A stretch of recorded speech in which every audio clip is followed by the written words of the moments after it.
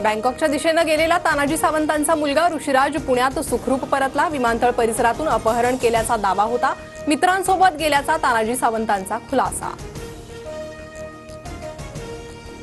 मुलासोबत कोणताही वाद नाही, मुलगा अचानक का निघून गेला माहित नाही। तो 10 दिवसांपूर्वीच दुबईला जाऊन आला होता।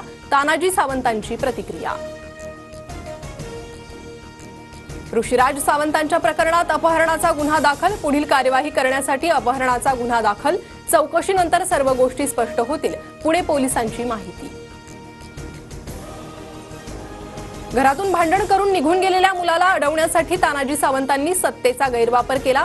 तसंच सावंतांनी अपहरणाचा खोटा गुन्हा दाखल केला। सुषमा अंधारेंचा तानाजी सावंतांवर आरोप। संतोष देशमुख हत्या प्रकरणातील नवा सीसीटीव्ही व्हिडिओ समोर। देशमुखांची हत्या करून 6 आरोपी फरार होतानाचा सीसीटीव्ही व्हिडिओ समोर। धाराशिवच्या वाशी शहरातील चौकातील सीसीटीव्ही समोर। आजपासून बोर्डच्या परीक्षेला सुरुवात। परीक्षा केंद्रावर कलम 144 लागू करण्यात येणार। तसंच गैरप्रकार करणाऱ्यांवर अजामीन पात्र गुन्हा दाखल करणार। महाराष्ट्र शिक्षण मंडळाचे अध्यक्ष शरद गोसावींची माहिती। केंद्रीय अर्थसंकल्पात वैद्यकीय महाविद्यालयांमध्ये 75,000 जागा वाढवण्याची घोषणा। मात्र राज्यात शिक्षकांची 41% पदं रिक्त।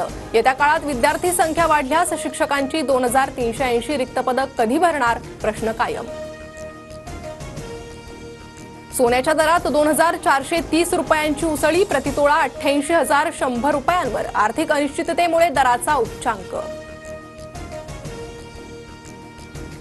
कल्याण रिंग रोड प्रकल्पाच्या टप्पा 5 अंतर्गत बाधित 118 बांधकामं हटवण्यास सुरुवात। वडवली अटाळी मार्गावर अडचणी दूर करण्यासाठी लवकरच रस्त्याचं काम सुरू होणार। वाहतूक कोंडी कमी होण्याची अपेक्षा। पंतप्रधान मोदी फ्रान्समध्ये आज AI समिटला उपस्थित राहणार, तर उद्या अमेरिका दौऱ्यासाठी रवाना होणार।